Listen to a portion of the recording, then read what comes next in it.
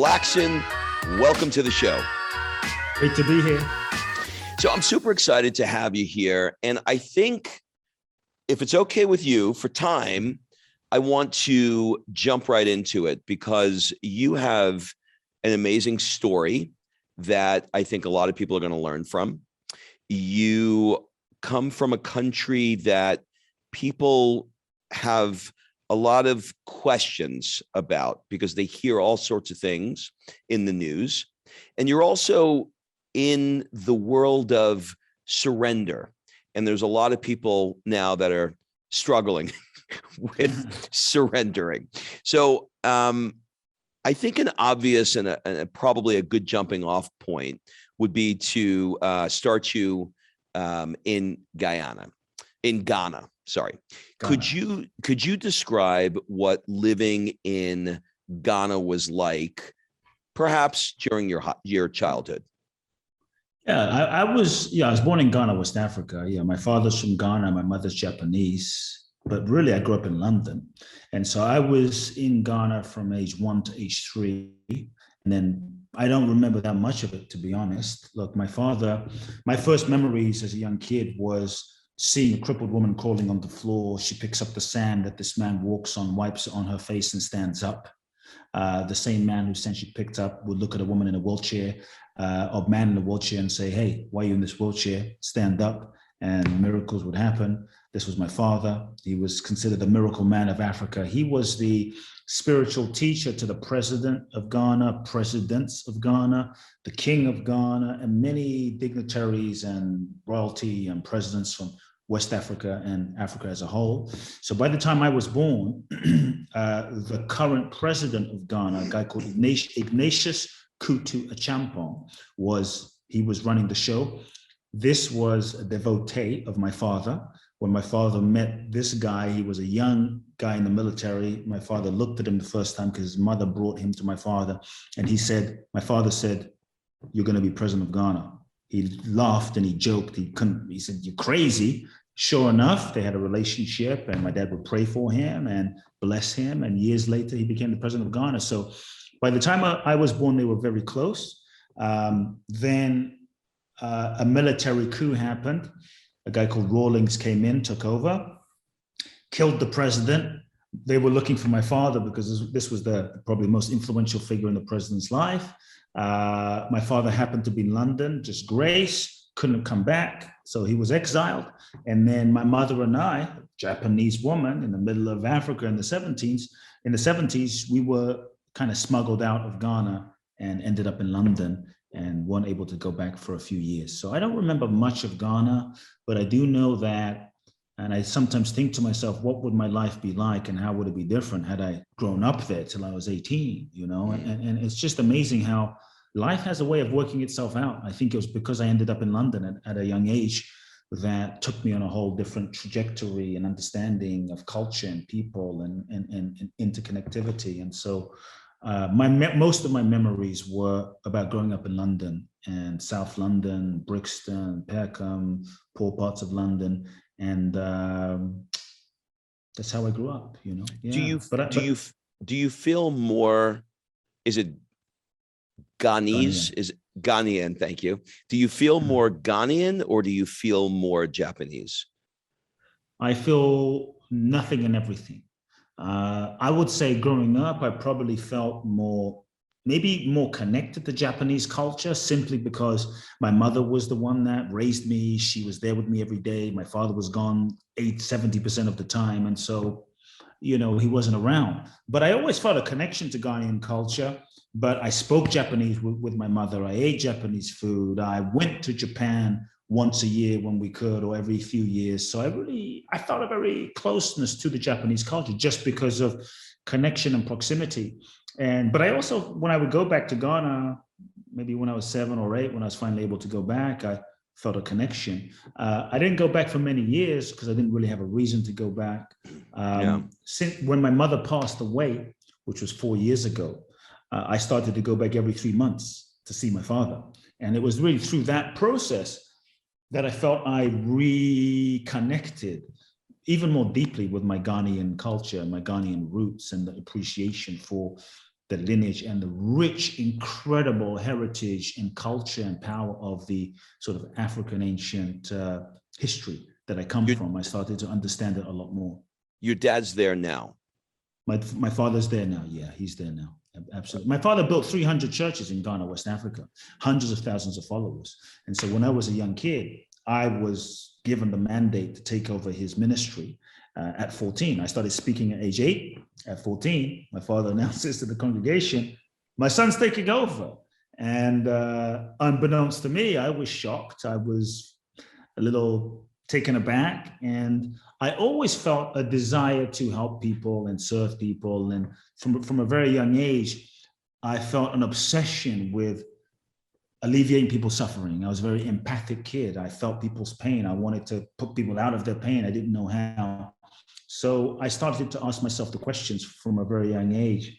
Who am I and what's the purpose of life? And basically, in my father's church in London, there was a lot of folks that didn't have very much, that weren't very educated, but they were so fulfilled, kind, generous, happy.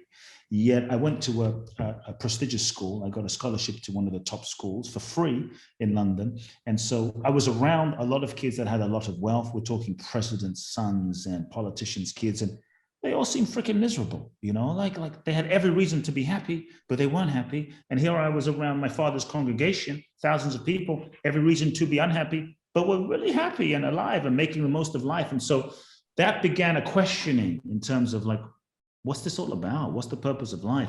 Is it just to wake up, make money, build, buy a car, buy a house, go on vacation, and then die? Like, is that the purpose of life, or is there more? And this began a questioning inside of me. I started reading self-help spiritual books from a very young age. My first spiritual book was Creative Visualization by Shakti Gawain. This is before the law of attraction, right? Before The Secret, before Abraham Hicks. This was like old school, OG, original metaphysics. And so that opened my eyes. And then luckily for me, even though I wasn't close to my father, on his bookshelf, there were thousands of spiritual books. My father, even though he had churches, he was very spiritual, very mystical in nature, very into meditation. He went to India. And so there were all these Eastern mysticism books, Krishnamurti and Osho and all the Ramana Maharishi and Maharishi Mahesh Yogi. And then there were the Western psychology, sort of Wayne Dyer, Louise Hay, Marianne Williamson. So I grew up with these books, and I would go, age 8, to the bookshelf, read these books, and I became obsessed with these books. I'd go to school, come home, do my homework, read for 3-4 hours, go to school, come on the weekends, read the entire day. And so this was my passion. This was what made me feel alive, and I just loved it. And so I wanted to go into this field, and I didn't know what that looked like. And so when my father announced to the congregation at age 14, my son is taking over, my heart sank, because I knew that this was not my path. I knew that this was not my trajectory. This was not my destiny, but I was too afraid to tell my father, I don't want to do this. My fear was, if I spoke my truth to my father, if I dared to be who I am, then I would be outcast. I'd be alone. I'd lose the relationship. And I said nothing for 4 years. And for 14 to 18, I went through a tremendous soul searching, tremendous conflict, tremendous kind of part-time depression, sadness, frustration, because I felt conflicted and torn. On one hand, my entire life was set out for me. My entire life was completely carved, the pressures of hundreds of thousands of people, great opportunity for many. I looked into my future and I saw that I could follow the expected path for my life, take over my father's church, take it to the next level. I was set in a certain way, but age 20, age 30, age 40, as I projected, I saw that if I succeeded by everyone else's standards, but I didn't have myself, I didn't have my own soul, I didn't have my own being, what kind of success is that? And I think you cannot be truly fulfilled and happy living someone else's life. You cannot be truly fulfilled and happy being someone that you're not. And so I felt that pain in my heart. And then I felt this calling to come to America. I wanted to come to America and come to Los Angeles and go into self-help and teach and give seminars. And that whole thing, at that time, I started reading Marianne Williamson, Chopra, Tony Robbins. And so I started to get a vision for, oh, there's a different way. I don't have to do it through some religion or the church. Yet I had no idea how to make this other path happen. But I really believe that when you follow your soul, when you follow your deepest truth, you will always end up in the right place, even if you don't know how, and even if the route that you take isn't what you expect. And so my life really began when I decided to tell my father how I felt. I decided to confront my father and tell him that I was no longer taking over his ministry. We didn't speak for 2 years, but that was the hardest decision I had to make in my life, at least for sure, until that moment. Broke my heart tremendously because I knew I was breaking my father's heart, who I loved deeply, even though I wasn't close to. And that took me on a whole new path. I ended up winning a green card in the lottery, a green card lottery. Came to the US, 2 suitcases, $800, one in the country, 1 suitcase full of clothes, 1 suitcase full of personal development books, showed up in Los Angeles, Venice Beach. And that began my life. So I want to dig into a few areas with your dad, because I'm interested in your evolution being raised in that environment. So Please. your dad was in a ministry. Yep. And you went down, I'm going to call it more of a spiritual path. I don't know what else to call it. That's sort of like metaphysical, Marianne Williamson, that sort of world, sure. Mixed in with a little Tony Robbins, right? What your dad, you mentioned earlier that your dad, I think, was doing healing. That's where the sand came in and all that kind of stuff. What was it about your dad that was allowing people in a wheelchair to walk, people who couldn't see to see, people who couldn't hear, like knowing what you know now as an adult and sort of being in this space in some ways yourself? What do you think was the magic juju that your dad had? A couple of things. When I was in my 20s, I finally sat down with my father and had a conversation and asked him, how do you do these miracles? Because at that point, I came to the US and there were all these healing modalities. There's this healing, Reiki, that healing. You got to do this, you got to do that, you got to move this that way. No, the chakra moves that way. I mean, it gets so complicated, and pranic healing, this healing, that healing, Akashic healing. But I grew up with freaking miracles. This wasn't on YouTube. This was me seeing it every day. And I thought it was normal, to be honest. I thought everyone's life was like this until I found out it wasn't. And so I asked my father, how do you do these healings? What's the technique? Is there what's the secret? Yeah. And here's what he told me. And I thought it was actually very real, very honest, and very humble. And I think we've complicated things in so many ways in our Western culture. And spirituality has been hijacked by the ego and the need to be the doer, rather than truly surrendering. And when I spoke to my father, and he said, I don't do the miracles. I have nothing to do with the miracles. I just, number one, get myself out of the way. I don't do the healing.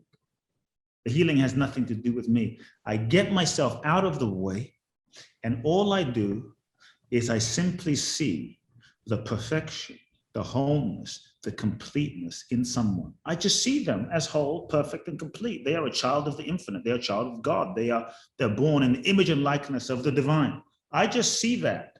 And because I see that, and the other person is willing to see that with me, the healing happens. He goes, in fact, I don't see, this was a key to me. He said, I don't see sick people.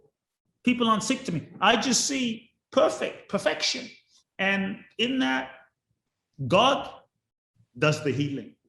And so really what I got was a deep understanding of humility, that he is not the healer, he is not the doer. I think today, a lot of people want to be the great healer, and they get themselves in the way. But I think there is an intelligence inside of us, an innate intelligence that knows what to do and how to heal if we're willing to get out of the way. And so I saw this time and time again. As a kid, my father would look at someone in crutches and just boom, throw your crutches away. But I haven't walked in 10, throw them, do you believe? And I think there's something where my father's gift was his profound belief in the universe. He had such an unwavering belief in, he told me this, because when he started healing when he was 15. Okay, he had a conversion in the middle of the street, kind of like you hear in the biblical times. And he said, look, Kute, I wasn't that educated. So I read in the Bible, Jesus said in the Bible, the things that I do, you can do these things and more. Okay, and so my father said, well, if it was good enough for Jesus to say that, he didn't say, I'm Jesus and I'm the great healer and you can't do this. Jesus said in the Bible, the things I do, you can do these things and more. And so my father said, I just believed it. I believed it. And with no training, I started putting my hands on people and people started getting healed. So my father had a profound belief and trust in life, in the universe, in the intelligence. That belief, I believe, when someone is able to align with that belief, let's say someone who's sick, they can align with that belief. I would believe that point of contact and reference and possibility that my father invited them into, when they could step into that, their reality shifted, their body shifted, the molecular structure shifted in their body. And so that's what I saw happen over and over again. So my father's belief, even to this day, is unwavering. It is profound. Like, now, let me tell you, on a human level, that's not always easy to be around, because as a son, when you go to your dad and say, Dad, I'm not feeling so good, it's like, this is a guy who's looking at someone who's in a wheelchair saying, stand up. So your little emotions and, petty feelings, like, what the hell is that, And so on a human level, it was very hard to connect with my father, especially as a kid, because he didn't have very much, he was living in such a transcendental state that he wasn't really in a human, compassionate human understanding, and so that was the challenge and the blessing at the same time. My mother, on the other hand, was the human one.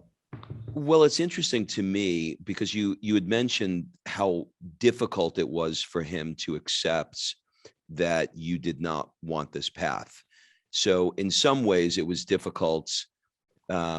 He got closer to humanity, I suppose, when his son was not following his path. He was not quite able to see the beauty inside of you in that moment, because he was a dad. He was a dad that had a different path for his kid, and it probably pissed him off. As a result, broke his heart for sure.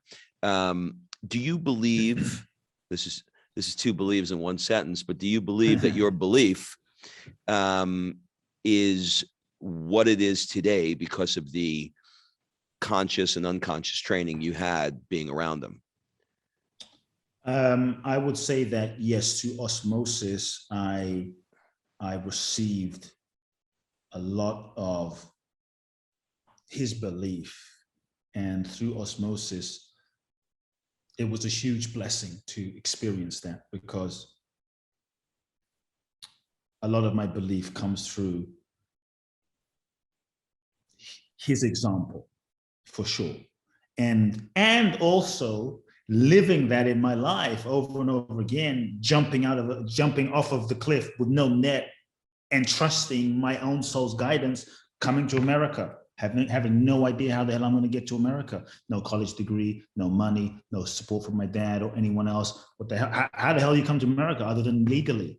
But I felt it, for instance, as an example, I felt it so strongly. And I said one day, I said a prayer. This is after I spoke to my father. I said to him, I'm sitting there on the couch, crying, going, God, I feel this calling, universe, I feel this calling, but I have no way to get there.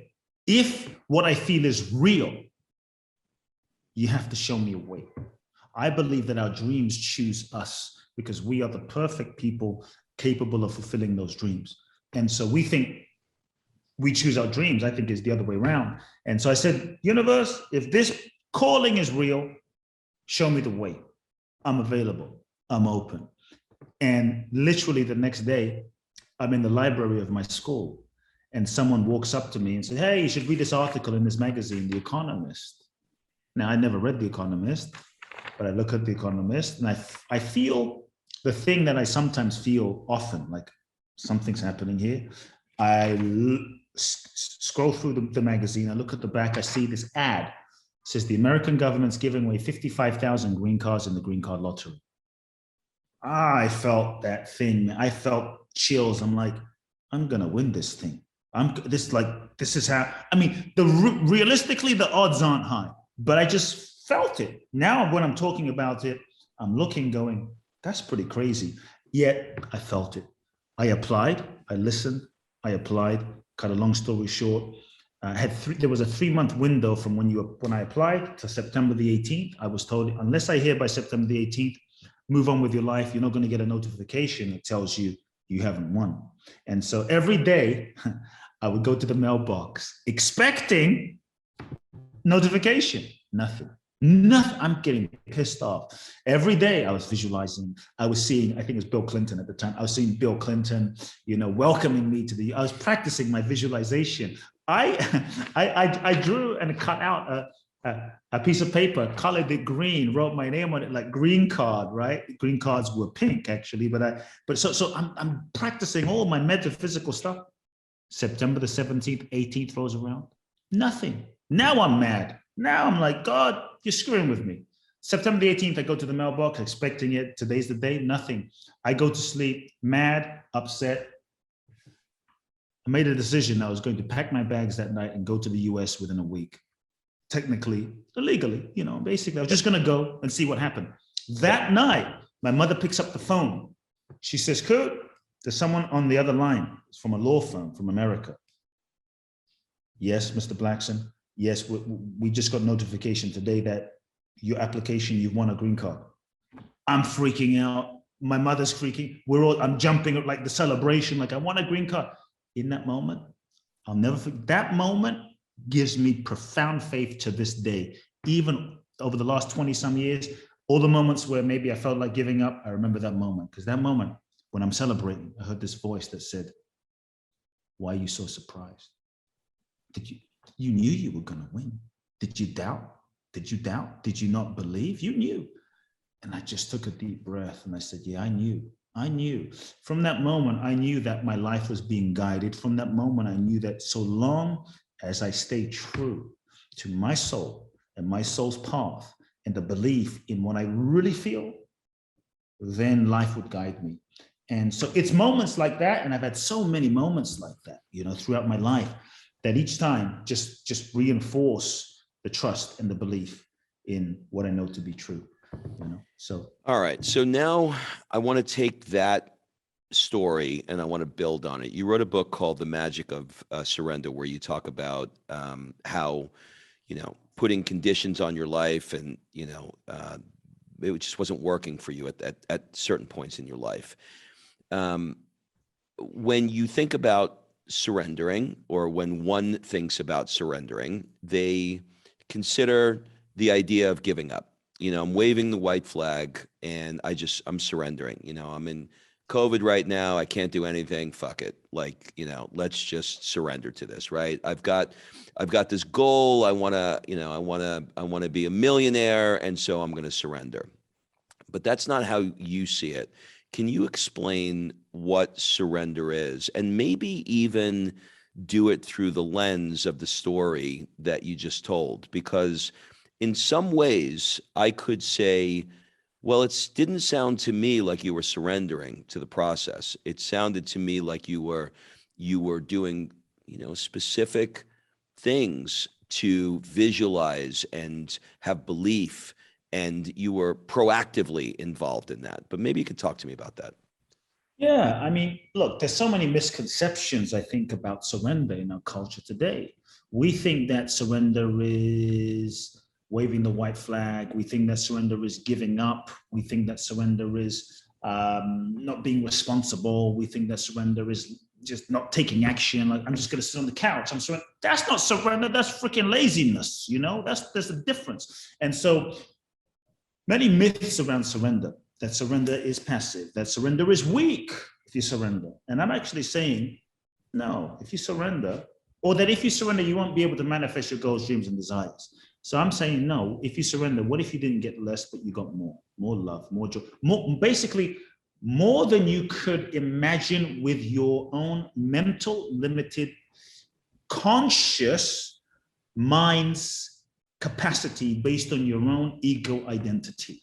The ego identity is based in the past, based in conditioning, based in your history, based in your memories. And so anything you create, no matter how good, just with your logical mental understanding, is still going to be inside of a paradigm of limitation, inside of a paradigm of what you know, what you currently know.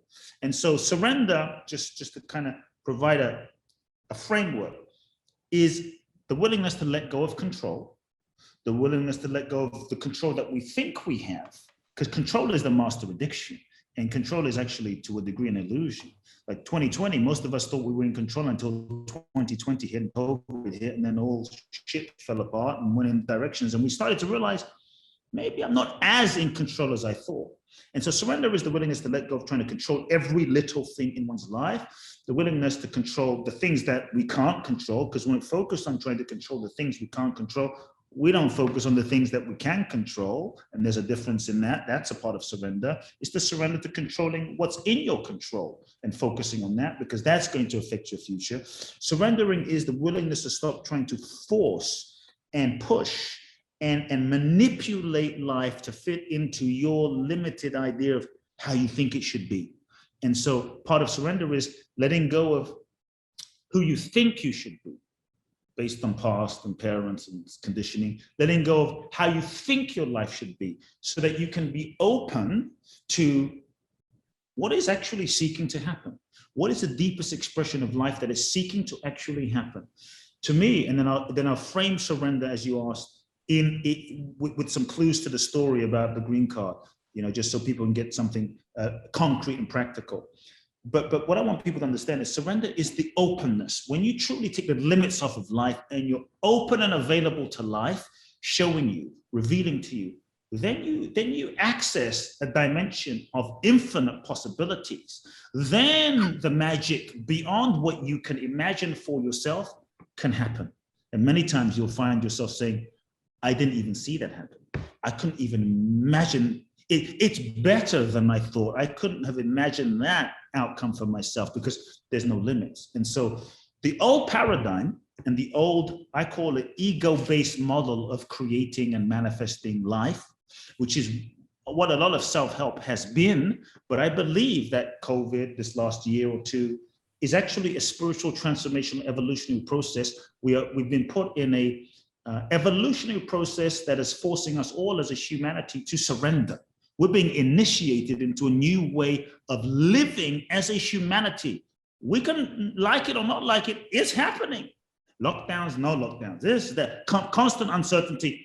The only way through to stay sane is you surrender. Surrender doesn't mean you don't do your part. Surrender doesn't mean you sit on the couch and get fat. Surrender doesn't mean you don't pick up the phone. No. But we are being initiated into a different way of being, a different way of living. The old paradigm is an ego-based model, which asks the question, what do I want? Me, Kute, Rob, Kim, what do I want for my life? Get clarity on your goals, get clear, write them down, focus, intend them, push them, will them, hustle, make it happen. What I found is you might get everything you thought you wanted to hit a point of dissatisfaction. You might get everything you thought you wanted, only to then get what you thought you wanted, then to realize that what you thought you wanted and the goal you were trying to manifest is not what you really wanted. It's just what you thought you wanted based on who you thought you were. And so if we're not in touch with who we really are, then many times our goals, what we're intending to manifest, can be projections of unmet needs from childhood. Dad wasn't around, we were bullied, we felt insecure, we felt unlovable. But if I could just get that Ferrari, get that house, make that money, do that thing, then I'm gonna finally be fulfilled and happy and enough. Nothing outside truly can fulfill what's inside unless we're connected to what we are. And so this whole idea of what do I want? There's a shift in surrender. There's a shift or an expansion in question. The question is no longer just what do I want? Because we don't ask ourselves, well, who is the I? We don't ask ourselves, what is this I? The question then becomes, what is it that is seeking to express through me? What is it that life is seeking to manifest through me? What is that life is seeking to unfold through me? What is the deepest impulse of my being, of my soul, that is seeking to manifest? And to allow ourselves to feel the authentic truth of the deepest expression, to own that, to acknowledge that, to align with that, then we can align our actions, our money, our strategy, our business, our resources on the right wall, and take action 100% full effort based on what's true and what's aligned, without getting too attached to the outcome. Part of it is the attachment to the outcome, where we're no longer open, that limits life. So for me, let me jump in with a question, because I want to make sure I'm tracking. So when I have you're in Miami now, and I have this vision. I spent a lot of time there, and I have this vision, in South Beach, of seeing the Ferraris and the Lamborghinis, and, and having the mojitos, and going down that, right?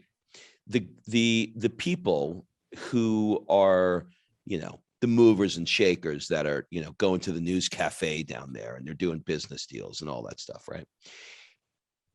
Are you saying that for those people who are creating lots of exciting things in their life, companies and buying real estate, et cetera, yeah, many of those people are not surrendering. Many of those people are forcing things. They're knocking walls down, and they're pushing and pushing and pushing to create things.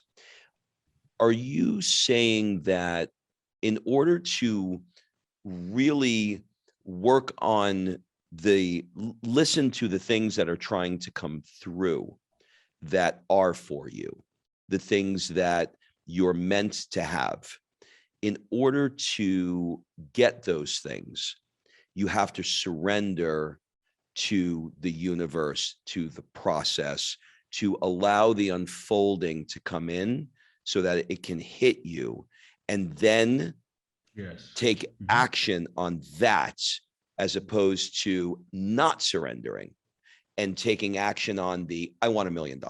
I want a Ferrari. Yeah, exactly. Is that what you're saying? Yeah. And look, nothing wrong with a Ferrari. Yeah, nothing wrong with a Lamborghini, nothing wrong with the $10 million. But all I'm saying is, it won't make you happy and fulfilled. That's the thing. Sure, it might make you happy and fulfilled for the moment. Yeah, wow, new Lamborghini. But after 4 months of driving, or a year of driving, you're like, it's just another freaking car. It doesn't bring you the fulfillment. And so I work with so many people that come to me and they're like, I have everything. Here's one of the worst things that can happen to someone. You fulfill your desires and you get everything you thought you wanted, and then you're still freaking unhappy, and there's a hole in your heart. Because at least in the pursuit of that goal, there was the hope of being happy. But now you achieve it and you realize, it's great, but I'm not happy inside. I am not fulfilled inside. Why don't I feel joy inside? That's why so many people who have everything are not happy, overdose, kill themselves, are depressed, but they have everything. And so nothing wrong with that.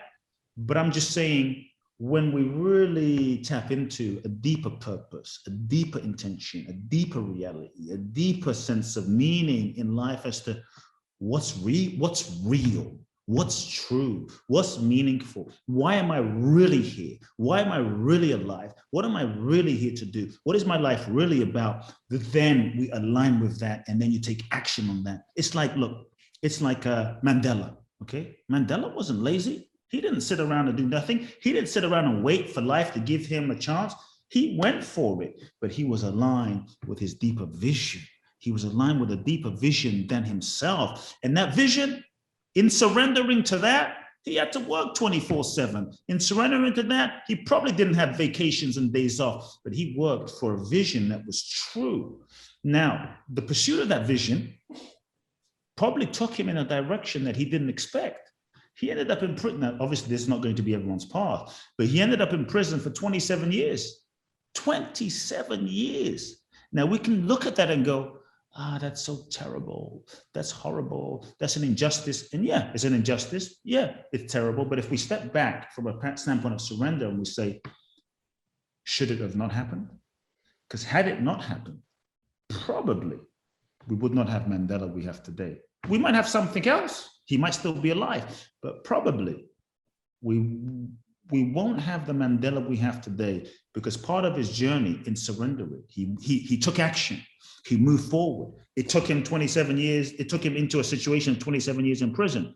But perhaps that 27 years in prison was the necessary, on a personal level, the necessary spiritual transformational journey that he needed to go on as a human being to develop the mental, emotional, spiritual muscle so that he could be compassionate and visionary and forgiving, so that he could cultivate the soul force that when he finally got let out, he spoke, his words had power, but also the universe orchestrating the necessary movement around him to mobilize the world for a cause.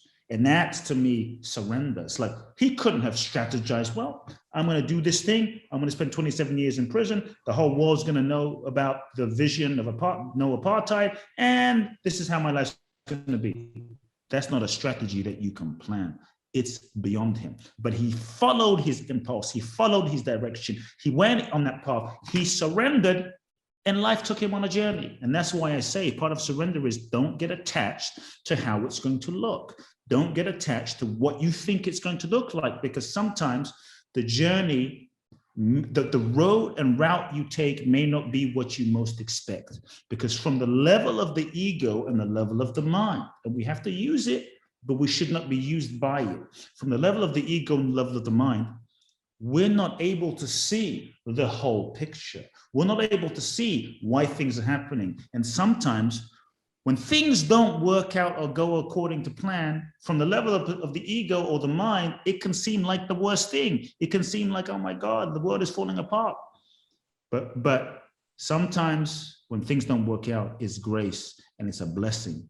And what looks like the worst thing can actually end up being the best thing. We're just not able to see it right now. So part of surrender is being curious. Get curious, like, wow, this is not going according to plan. What else could this mean? What more amazing thing could be happening? Surrender is that willingness to be open, to making room to allow. You still do, but your doing is authentic, is aligned with what's real, versus I'm just doing because Rob is doing it, so I've got to compete with Rob and compete with Kute, and it's not really that meaningful, but I just got to be number one because I got to be number one, and not really connected to why I'm doing this, you know? That's the difference. It's like, this is why I'm doing it. This is meaningful. It's real. It's true for me. And I'm going to give everything to this vision that is real and true, that I'm guided to express. So do you hold true to the vision and let go of the how? You hold true to, here's the thing. You don't always need to know how in order to move forward. This is a myth, I think. You got to know how. I actually feel that a vision that's worthy and a goal that is really powerful and worthy will be one that you don't quite know how yet. Because if you know exactly how, there's no growth. Goals are evolutionary in nature. So a goal that you're like, wow, this feels true. This is what I'm meant to do. But shit, I don't quite know how I'm going to do that yet. That's a goal, because that goal forces you to expand yourself beyond yourself. A goal that you could do in your sleep and you know how, there's no growth there. There's no evolution there. You're going to stay exactly the same person. But a goal that you don't know how scares you a little bit. It should be scary. That's a good sign that you're going to be forced to expand outside of your comfort zone. And it will force you to become who you are not yet currently. And it will force you to tap into inner resources that are inside of you that are not yet activated. And so if you follow that goal and you go in that direction to a degree, whether you achieve that goal or you don't achieve that goal, the goal is still a blessing, because it forces you to grow, to evolve, to become more. And it's who you become in the process of the pursuit of the goal that is the goal. It's who you become in the process of the pursuit of the goal that is real success. To me, real success is not just that you achieve the goal or you didn't achieve the goal. Because you can achieve the goal and still be a failure in that Real success is when you learn the lessons, the soul evolutionary lessons for in every situation, then you're growing, then you're evolving, so that whether you achieved it or you didn't achieve it, you've grown.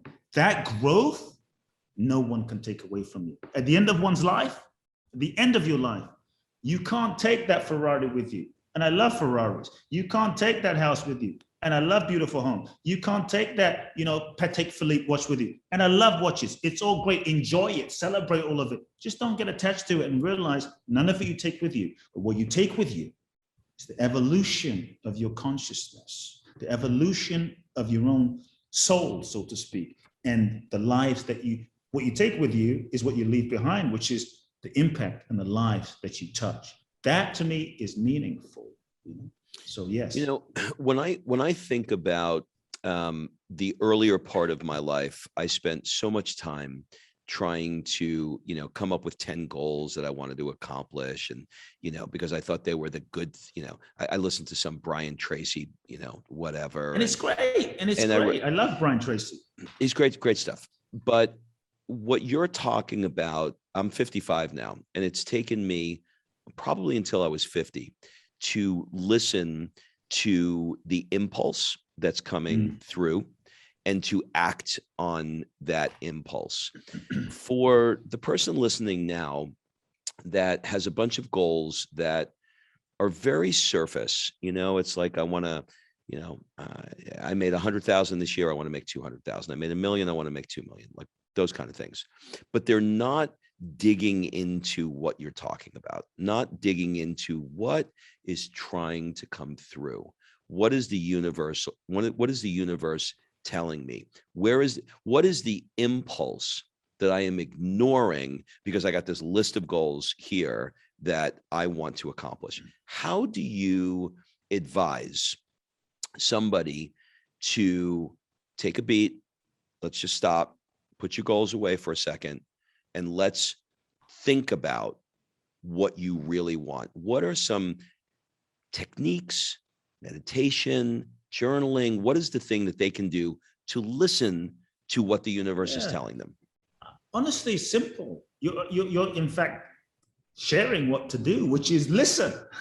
Actually create, and I'll give a few techniques, but to create spaces and time to sit and listen. In our busy culture, got to do stuff, got to be busy, got to be on Facebook, got to, we're running around so fast that even with technology, we're becoming more disconnected with ourselves, that we're not listening to ourselves. We listen to Fox News, CNN News, Al Jazeera News, ABC, more than we listen to ourselves.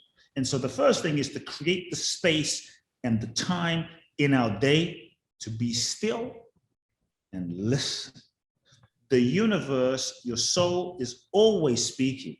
We just don't take time to listen to the clues because we're so busy, distracted, and our attention hijacked by all these different sources. So we have to unplug and listen. That's number one. But we have to be willing to listen without agenda or attachment. Otherwise, we end up just listening to what we want to hear rather than what's really coming through. And the mind and the ego can reinforce anything, rationalize anything in order to justify its position. And so the listening without agenda, the listening without attachment, sometimes the guidance, here's what I want to make clear, doesn't always come with a loud billboard siren bell, like doesn't hit you over the head sometimes. Like, Kute, I don't feel the guidance. I don't hear anything. Sometimes the guidance comes as a gentle nudging, as a gentle whisper, a gentle like, curious, That's what we have to pay attention to. So sometimes it can be so quiet. So creating the space, cultivating the space to listen, cultivating the space to listen to your feelings, cultivating the space to listen to the sensations in your body. Sometimes the sensations in your body can guide you like, I just felt, I felt off. Let me lean into that, and it can be so subtle. But when we cultivate that, then we start feeling where the energy of life, here's one thing I found, where the energy of life is moving. The reason I moved to Miami, A week before I moved to Miami, I had no idea I was moving to Miami. All I felt was a nudge. Go visit Miami for 2 days. When I came to Miami for 2 days, feel something, but not thinking of moving, come back for a month. Came back for a month. Within the first week of coming back for a month, go online, check a space. Went online, checked the space, went to see the space, walked into the space. I need to move here. It was just the nudging led me. So we have to be willing to allow ourselves to be guided. So one of the things that we also get to as a direct thing, be willing to give up the need to constantly know and understand everything. The mind is constantly needing to understand, why is this happening? Why is this not happening? Where is this going? Where is this not going? What we have to realize is that the mind is limited. The mind is conditioned. The mind is programmed. So the meaning and the level at which we can understand something is going to be based on the level of our consciousness and our conditioning, which is going to be limited. And then we project that meaning of our perceived understanding onto a situation, we're limiting life. So when you can give up the need to know what everything is and what everything means and be willing to live in the openness and the innocence, like, I don't know what this means. I actually don't know what this means. All I know, something is nudging me, if I'm honest, to go to Miami. People ask me, why? Hey, we all want to be intelligent and smart because of the real estate, because I have no freaking idea, if I'm honest, other than something's nudging me. So giving up the need to know and just follow the clues. You don't need to know where you're going in order to get to exactly where you need to be. But there's something inside of every single one of us, an intelligence, a consciousness that is not conditioned, that is unconditioned, pure consciousness that knows. Allow it to guide you. And so the part of the shift is letting life lead you. And when you become still and listen, you start seeing that life, it has an energy. It's like the ocean is moving in a. If you go to the ocean, those surfers, right? You see them on the board, they sit and they wait. They don't like go to the ocean and go, I'm Laird Hamilton, I'm the great surfer. I'm gonna like take a hose with a fire hose. We're gonna get 17, fire trucks and we're gonna make a way. He sits and he feels for where the wave is going.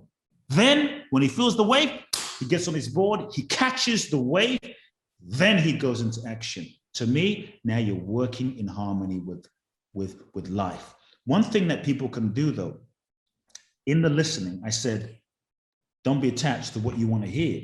So one of the things that keeps us stuck as human beings from surrendering, from being in the flow, from breaking through to the next level, are all the ways we lie to ourselves. As human beings, we are constantly, consciously or unconsciously, lying to ourselves. We don't tell the truth to ourselves because we're trying to preserve our position, keep ourselves safe, protect our identity, right? And it's survival mechanism. We've been taught to not tell ourselves the truth from childhood. Like, oh, dad says, don't cry.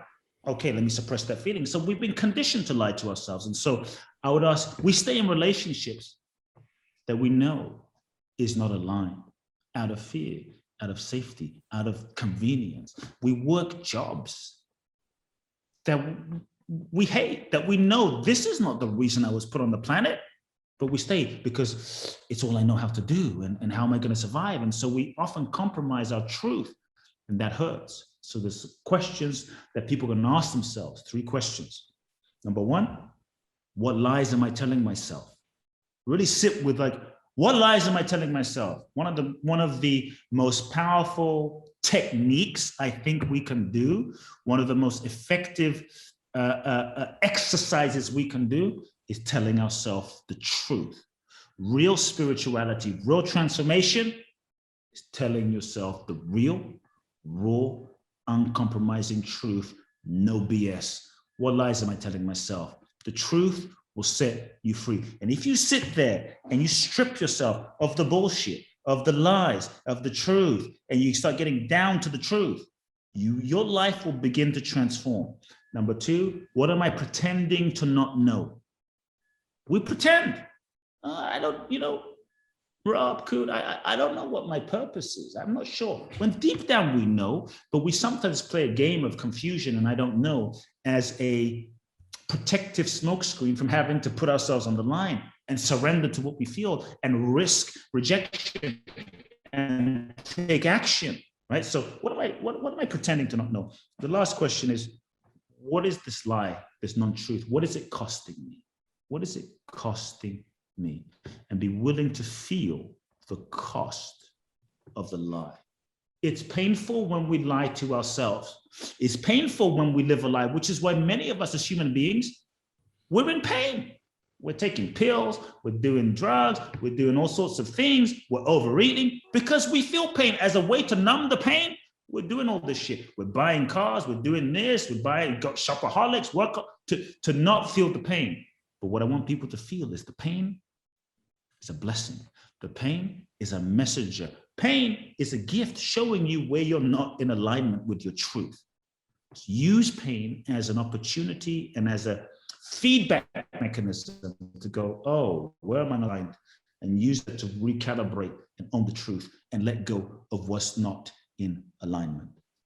I feel like I want to run up and down the aisles now and say amen. That was really, really good. I mean, you were channeling something right there. That was great. Okay. In our remaining couple of minutes, I'm gonna ask you some. We'll do a speed round. I'm gonna ask you some questions, sure. And you can answer as quickly as you like. What would your friends say is your superpower?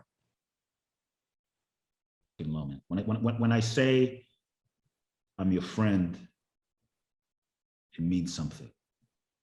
It's real. So for me, I have integrity and loyalty. That's as a friend. What keeps you up at night?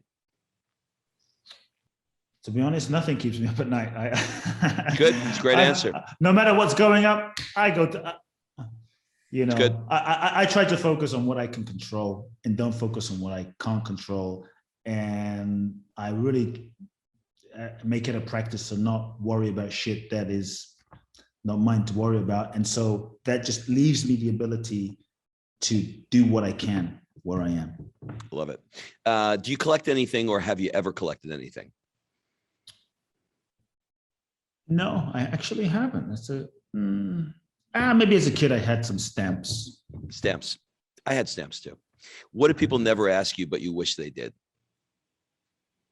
Wow. I actually don't know how to answer that. I don't know what I actually don't know, to be honest.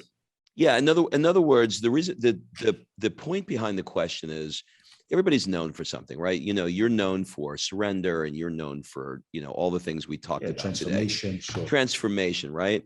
But, sometimes, what do people never ask you? It's like, I wish they would ask me I wish they would ask me this question, but they never ask me. You know what I mean? It's like, I just interviewed, Gabby Reese, you just mentioned her husband a minute ago, the surfer. And when I asked her that question, she was like, I just wish that people would not ask me about modeling. They would not ask me about volleyball. They would not ask me about my husband surfing. I just wish that they would ask me, how am I doing? Yeah. Do you know what I mean? As a human being. Yeah. So, maybe that might be actually true. Yeah. How are you? Yeah. Just something like that. What's one thing you want to get better at? My mother's Japanese and it's very meaningful to me. So I'd love to be able to give speeches and at the level I speak in English in Japanese. I mean, I can speak in Japanese, but to really flow like this in Japanese is another level. So that's something I'd love to really letting people receiving, letting people just give to me. For me, it's like, I give to everybody. And sometimes I'm like, no, I don't need any help. And so, letting people say, hey, yeah, okay, I receive that, receiving. Last question. We're going to change it up a little bit. What one question do you want to ask me?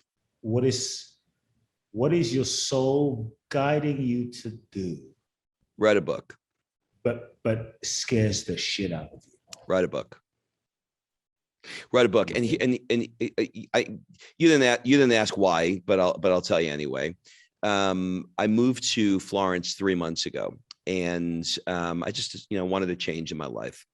And there's magic walking around these, streets that Dante, walked in, and, Michelangelo. And I feel it. And I feel this crazy energy that is just like coming over me. And not every, but many interactions I'm having are deeply moving for me. I don't know if you've ever spent any time in Italy, but these Italians are passionate people. And I'm finding myself just journaling these crazy stories about what I'm feeling inside and these interactions that I'm having. And I want to write, I'm at a stage in my life now where I want to,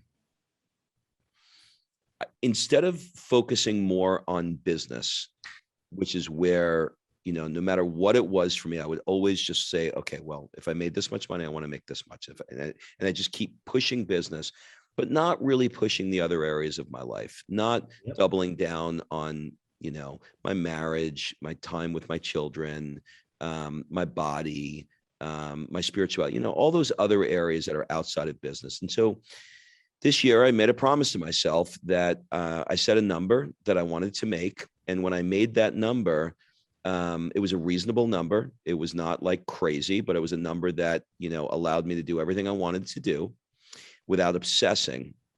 And it's very interesting because I hit the number pretty early in the year, but I still, even though I made this promise to myself, I still found myself obsessing, wanting to say, how do I grow it? How do I make it bigger? And so I've had to force myself to focus on these other areas of my life because I already hit the financial target I wanted. And so I was going to do that. And then I was like, okay, well, what the fuck do I do with my life? Like, what am I doing? And it sitting there in the discomfort of that, writing started to come, and it started to come through me. And and so I'm telling you, man, I've never, ever wanted to be an author, ever. I can't not do it. It is that's how you know. That's how you know. There's a lot of people that think they should write books and think they should, put it out there, and it's going to be a great marketing tool. But the way you're meant to do it is you don't have a choice. I can't not do it. It will be the hardest thing you do, possibly, maybe not, but also marketing it will be one of the hardest things. And so if that's not there, it's just a grind. But if it's there, that calling will move you beyond your own resistances. So just follow that flow, brother. Follow that flow. Dude, I had such a great time talking to you. You really, you have a special gift and a special energy. So thank you for taking the time to do this. I will make sure we link up to your book and everything that you're up to in the show notes. So thank you again. Thanks.